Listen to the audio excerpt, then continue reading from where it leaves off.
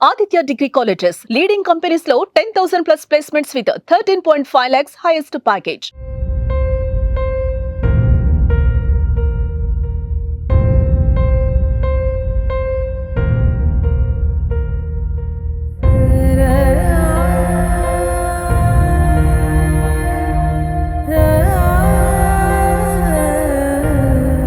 కోట శ్రీనివాసరావు అంటే మీ అందరికీ ఒక విలక్షణ నటుడిగానే తెలుసు. కానీ విజయవాడ ప్రజలందరికీ కూడా ఒక మంచి శాసన సభ్యుడిగా తెలుసు. 1999 నుంచి 2005 వరకు బీజేపీ అంటే టీడీపీ బీజేపీ అలయన్స్లో ఆయన ఎమ్మెల్యేగా గెలిచారు. అప్పట్లో విజయవాడ తూర్పు, ఇప్పుడు విజయవాడ సెంట్రల్. 2009 విభజన తర్వాత నియోజకవర్గ విభజన తర్వాత ముందు ఆయన విజయవాడ తూర్పు నియోజకవర్గ ఎమ్మెల్యేగా ఉన్నారు. అంటే ప్రస్తుతం స్టిల్ విజయవాడ సెంట్రల్ నియోజకవర్గం. ఆయన చేసిన సేవలు చాలా ఉన్నాయి, చాలామంది కొనియాడుతూ ఉన్నారు. ఇప్పుడు ఆయన మన మధ్యలో లేకపోయినప్పటికీ విజయవాడ ప్రజలు చిరస్థాయిగా గుర్తుపెట్టుకోబోతున్నారు. అయితే ప్రస్తుతానికైతే విజయవాడ సెంట్రల్ నియోజకవర్గం మొత్తం కూడా అన్ని డివిజన్లో కూడా కోట శ్రీనివాసరావుకి నివాళులర్పించే కార్యక్రమం జరుగుతుంది. ప్రస్తుతం సెంట్రల్ ఎమ్మెల్యే బోండా ఉమామహేశ్వరరావు ఉన్నారు. సార్, నిజంగా చాలా బాధాకరం. ఇదే నియోజకవర్గం నుంచి ఆయన ఎమ్మెల్యేగా గెలిచి చాలా సేవా కార్యక్రమాలు చేశారు. సో ఆయన గురించి చెప్పాలంటే ఏం చెప్తారు? కోట శ్రీనివాసరావు బహుముఖ ప్రజ్ఞాశాలి. ఎందుకంటే ఆయన మొదట తెలుగు ప్రజలందరికీ కూడా సినీ నటుడిగా పరిచయం అయింది. 40 సంవత్సరాల సుదీర్ఘ సినీ నటనలో చనిపోయే వరకు కూడా సినిమాల్లో జీవించినటువంటి వ్యక్తి, సినిమాల్లో నటించి ప్రజల్ని మెప్పించినటువంటి వ్యక్తి. ఆయన ఎక్కడ బహిరంగంగా సినిమాలో అంతకుముందు సినిమాల్లో నటించినా, ఏదన్నా ఫంక్షన్లకు వచ్చినా ఆయన స్పీచ్ కోసం చాలామంది వేచి చూసేవాళ్ళు. చాలా అంత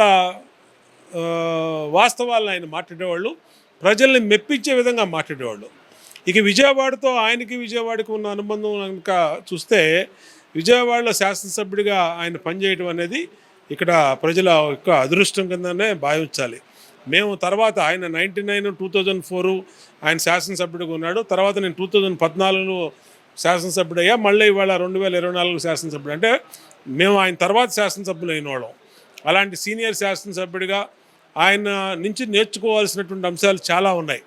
ప్రజలు ఆయన దృష్టికి ఏదైనా ఒక సమస్య తీసుకొస్తే ఆ సమస్య ఆయన కార్యాలయానికి వెళ్ళినప్పుడు ఆయన ఎక్కడున్నా, సినిమా షూటింగుల్లో ఉన్నా, ఇంకో పెళ్ళిళ్ళలో, ఇంకో పేరెంటాల్లో ఏదైనా బిజీగా ఉన్నా, వేరే కార్యక్రమాల్లో ఉన్నా, ఆయన వచ్చిన సమస్యని మళ్ళీ ఉత్తరం రాసి ఆ సమస్య ఎంతవరకు వచ్చింది ఏంటి అనేది ఆ రోజుల్లో మరి టెక్నాలజీ, సెల్ ఫోన్స్ ఇవన్నీ లేదు కాబట్టి జవాబుదారీతనంగా ప్రజలకు ఉపయోగపడేవాళ్ళు. ఇవాళ మేము శాసనసభ్యులుగా మాకు టెక్నాలజీ చాలా అందుబాటులోకి వచ్చింది. వాట్సాప్ గ్రూపులు వచ్చినాయి, ఫోన్లు వచ్చినాయి, మెసేజ్లు వచ్చినాయి. మామూలు ఒక చిన్న కుటుంబంలో కూడా 2 సెల్ ఫోన్లు ఉండే పరిస్థితి వచ్చింది. కాకపోతే ఆయన ఏమీ లేని రోజునే ఆయన అంత జవాబుదారీతనంగా పనిచేశాడు.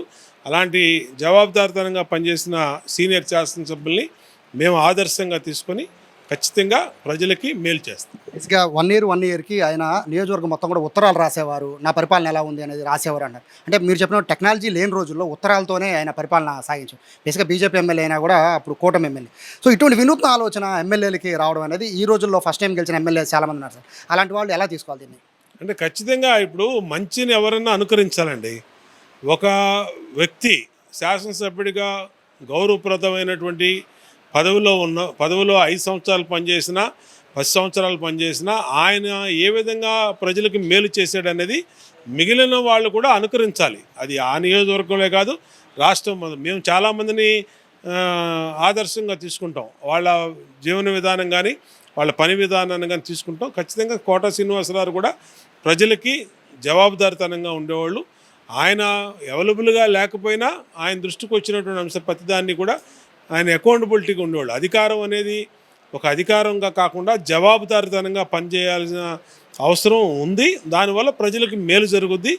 ప్రజలు ఏ ఆశలతో వాళ్ళని గెలిపించారో ఆ పార్టీని, ఆ అభ్యర్థుల్ని, ఆ ఆశల్ని అడియాశలు చేయకుండా జవాబుదారీతనంగా ఉంటే ప్రజలకు కూడా మేలు జరుగుద్ది. ఇవాళ అదే చేస్తూ ఉన్నాం.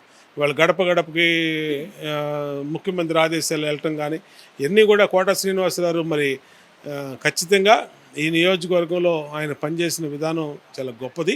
ఖచ్చితంగా ఆయనకి ఈ నియోజకవర్గ ప్రజల తరపున, ఈ నియోజకవర్గ శాసనసభ్యుడిగా ఆయన ఆత్మకు శాంతి చేకూరాలని ఆయనకి ఘన నివాళులు అర్పిస్తూ ఇవాళ అన్ని డివిజన్లో కూడా ఆయన్ని స్మరించుకుంటూ, ఆయన చేస్తున్నటువంటి కార్యక్రమాలు స్మరించుకుంటూ ఆయన ఘన నివాళులు అర్పిస్తాం.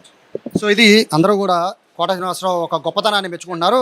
ముఖ్యంగా ఈ స్థానిక ఎమ్మెల్యే బోండా ఉమా కూడా గతంలో ఆయన అంటే ఈ రాజకీయాల్లోకి ఎంటర్ అయ్యే ముందు నుంచి ఆయన ఎమ్మెల్యే అయ్యారు కాబట్టి ఆయన ఏమాత్రం 2 సార్లు గెలిచి సీనియర్ ఎమ్మెల్యే అని లేకుండా ఆయన అడుగుజాడలో నడుస్తామని చెప్పడం, ఇలా ఒకటి కాదు 2 కాదు మొత్తం ఎమ్మెల్యేలందరికీ కూడా ఆయన ఆదర్శంగా నిలుస్తారని చెప్పుకోవచ్చు. ముఖ్యంగా ఆ రోజుల్లోనే 1999, 2004 మధ్యలో పోస్ట్ కార్డుల ద్వారా ఇంటింటికి వెళ్ళేవాళ్ళు కోటా శ్రీనివాసరావు. ఆయన షూటింగ్లో ఉన్నా కూడా పోస్ట్ కార్డు ఖచ్చితంగా ఇంటికి వెళ్ళేది. అదే కాదు మొత్తం అన్ని పార్టీలతో సంబంధించి ఆయన రావడంతో ఒక స్టేట్మెంట్ ఇచ్చారు, నేను పూర్తిగా రాజకీయాలకు అతీతంగా ఉంటాను, అలాగే సెటిల్మెంట్లు అనేది నా దగ్గర తీసుకొచ్చినా నేను చేయను అని కరాఖండిగా చెప్పిన ఏకైక ఎమ్మెల్యే కోటా శ్రీనివాసరావు. సో కోటా శ్రీనివాసరావుకి సంబంధించి ముఖ్యంగా విజయవాడ ప్రజలైతే చాలా బాధపడుతున్నారు. అటువంటి ఎమ్మెల్యే మళ్ళీ రెండోసారి కంటెస్ట్ చేయకపోవడం, ఆయన అటువంటి నేతలకు రాజకీయాల్లో రాకపోవడం అనేది చాలా బాధకరమైనప్పటికీ ఆయన లేని లోటు అయితే తీర్చలేమని చెప్పి నియోజకవర్గ ప్రజలు కూడా చెప్తున్న నేపథ్యంలో కోటా శ్రీనివాసరావు మృతికి కంకిపాడే కాదు విజయవాడ సెంట్రల్ ప్రజలు కూడా ప్రస్తుతానికైతే ఆయన లేని లోటును పోడ్చలేననేది చెప్తున్న పరిస్థితి కనబడుతోంది. కెమెరా పర్సన్ కృష్ణతో సాయి, సుమన్ టీవీ, విజయవాడ నుంచి.